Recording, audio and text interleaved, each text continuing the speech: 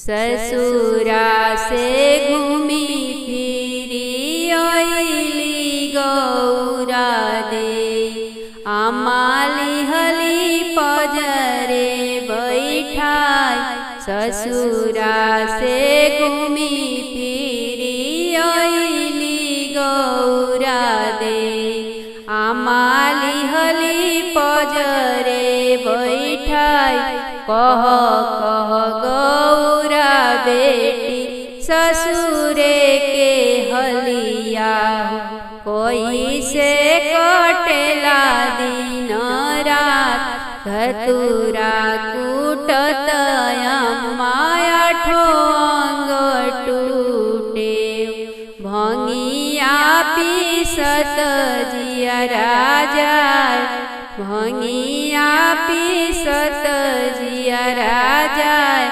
बसाहा बैलावा देखत डर लागेला। नाग देखी सुखेला परान।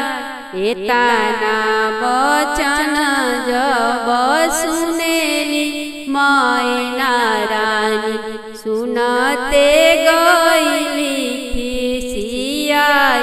नारद बभनवा के कुछु ना बिगड़ली हो गौरा के दिहले फसाई। हई बोजाहरवा हो डूबी धसी मरबो गौरा ले खिलबो आकाश। एतना बचन गौरा सुनहु ना पावेली। अम्मा से बोले जोड़ी हाथ काहे के खैबू अम्मा जहर महुरवा हो। काहे डूबी मरबू गंगाधार। हमारा के लिखल अम्मा जोगिया के संग। इहे बड़ुए विधि के विधान। इहे हवे विधि के विधान।